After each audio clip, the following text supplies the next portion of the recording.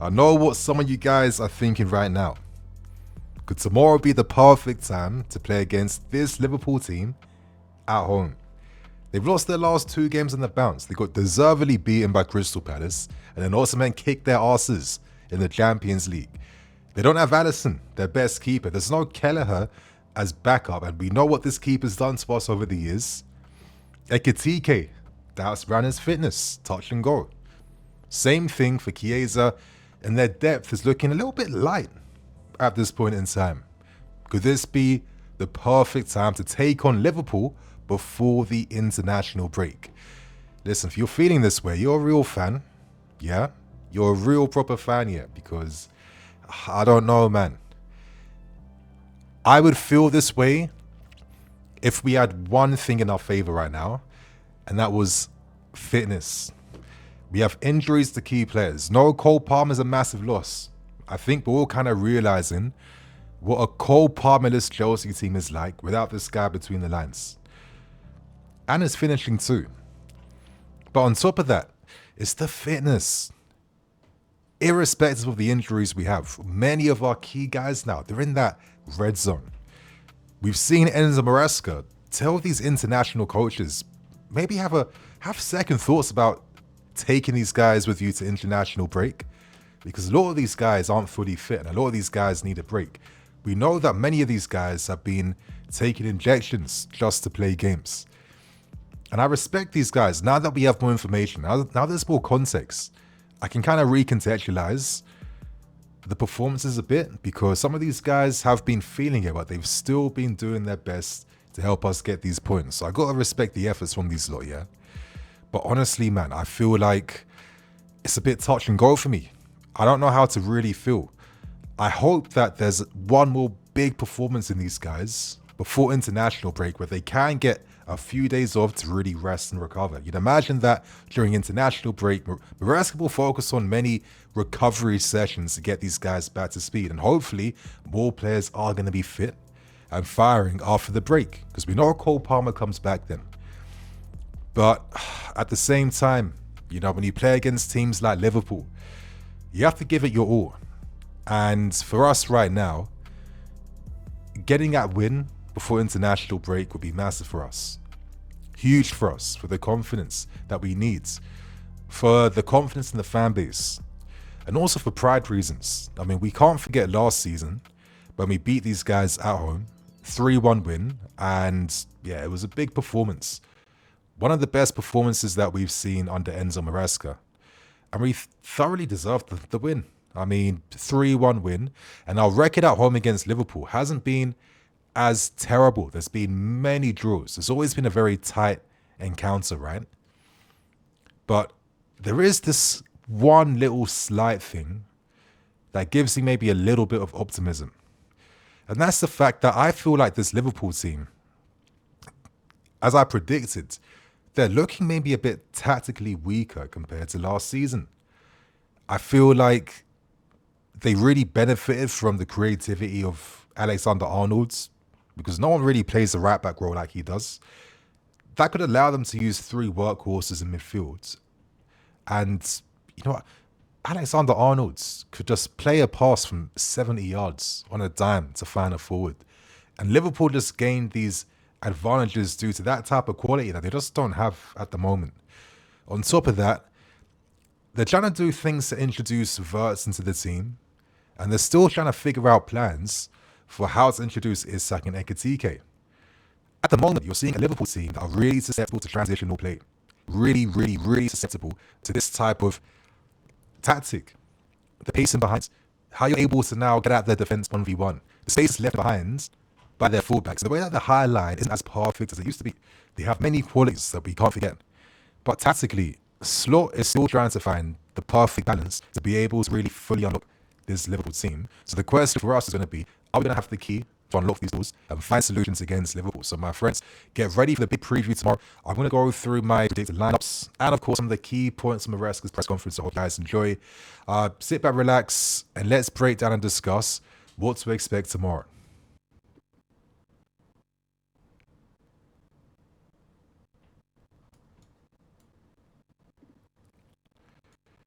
So Yeah, I don't know what's happening with my OBS, but this is my first lineup I'm going with right now. And for myself, this would be the lineup that ideally we'd want to see, because we need to have the real first team quality on the field. Badiashile, question marks around whether he'll be able to maybe participate against Liverpool. Fingers crossed he can. He was subbed off a bit early against Benfica. He's trying to build his match fitness. It's been a long time. It could be asking quite a lot from him. But to even just use him for at least, I don't know, one half of football, could that give us a possibility, right? It's interesting that Badiashile is now getting a lot more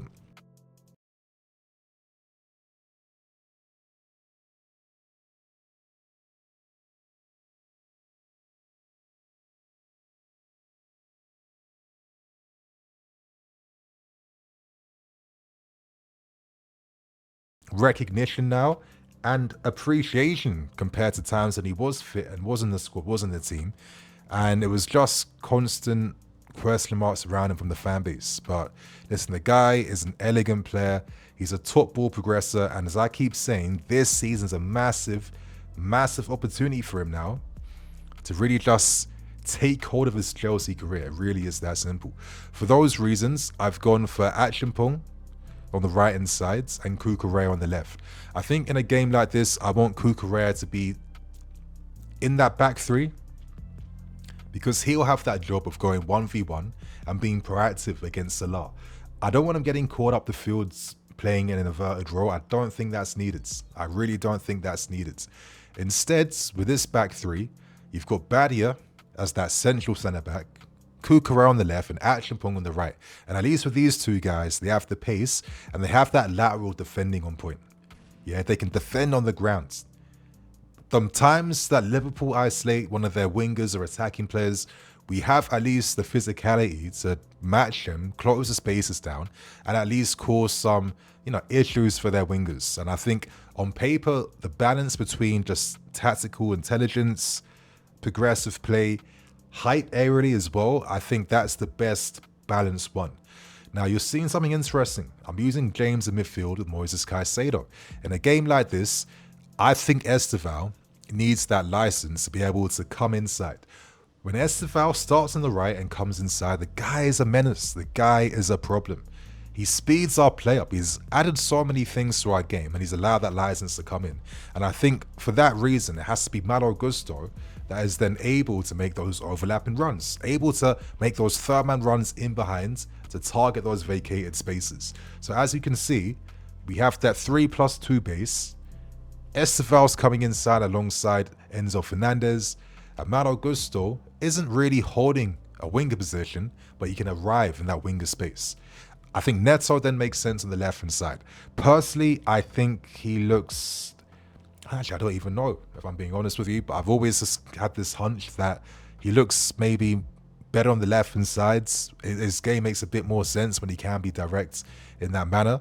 And that way, Esteval's on the right, because I don't want Esteval on the left-hand side in a game like this against Liverpool. It makes no sense. I think how we use the right-hand side is needed in this manner, because it's all about pace and relational play and trying to just move Liverpool into areas they don't want to be and then targeting those spaces in behind.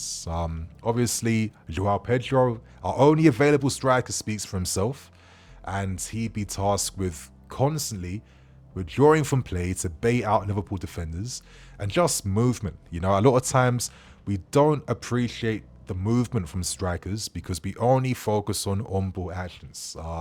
Joao Pedro is definitely in that mode of player where you have to look at what he's doing off the ball, and then you kind of understand and appreciate this guy even more. So this is probably the lineup ideally I would like to go with. But there's a second lineup, and I want to talk about the possibilities of what if some of these guys just aren't as fit as I'd like them to be. What could the game plan then be? So this is the next lineup you guys have seen.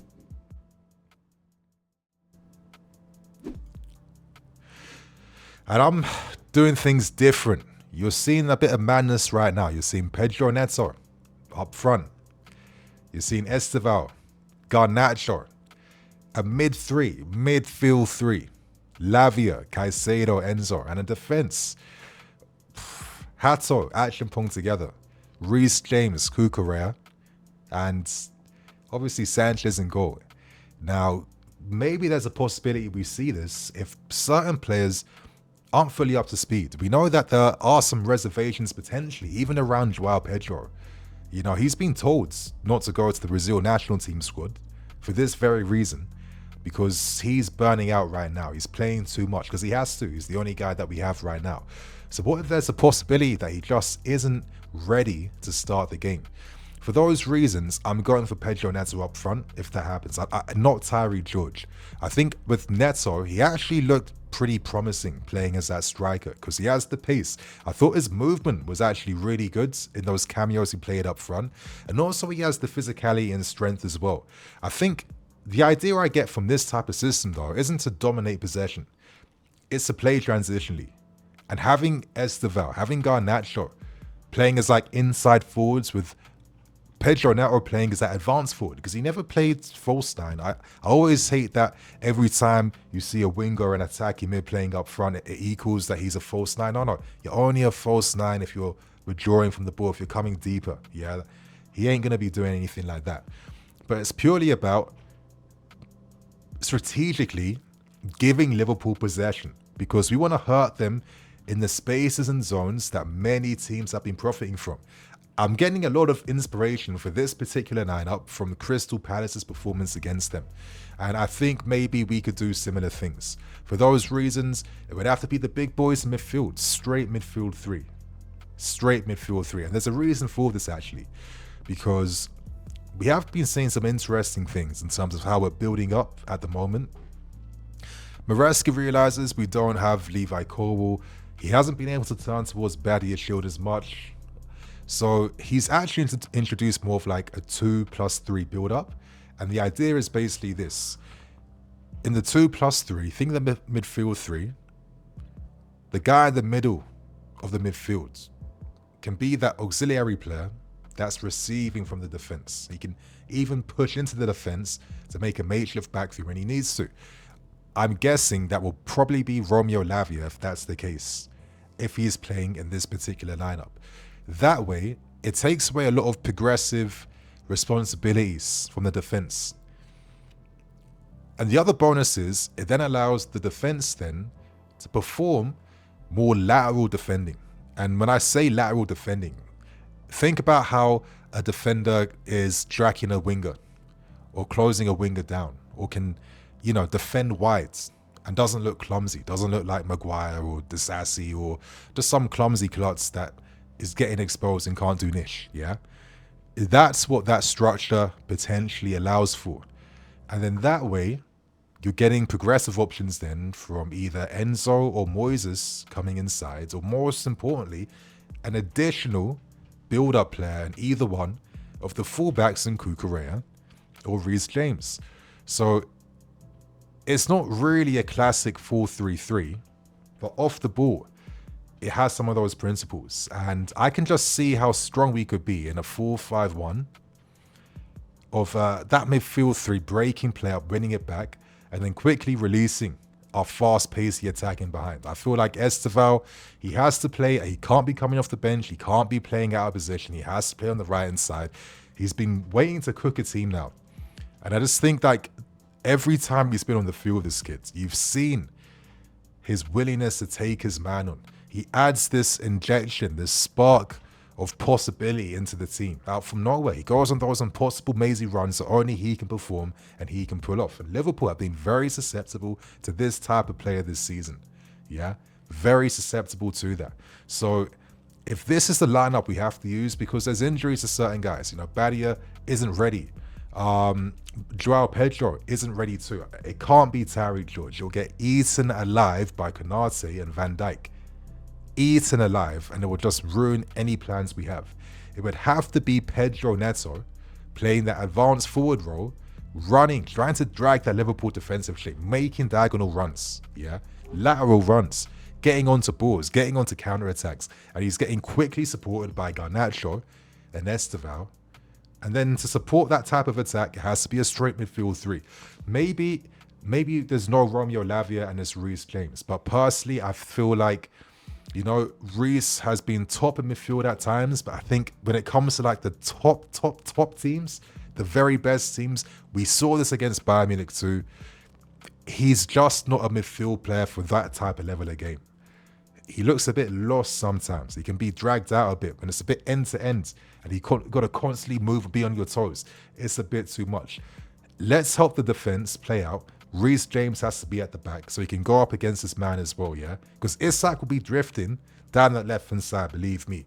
So this would be the second lineup I go for. And it gives me a bit of hope that, okay, there's a strategy here. And as Maresca always says, every single team has a weakness. And it's up to him to find what that is, to exploit that. So I'm going to quickly give you guys my match prediction. Originally, I was going to discuss the key points in the presser, but to be fair, as I'm recording, I just feel like I just had a bit more energy for the lineups, you guys. And I think there's a big conversation we can have here in regards to what you guys are expecting and what you want to see. So make sure you guys leave your thoughts on your plan tomorrow. But for my prediction, listen, the best I can hope for, and I would actually like before international break, is a draw. So I'm going for a 1-1 draw. That is what I'm hoping for. And I'd be pleased with that result, considering the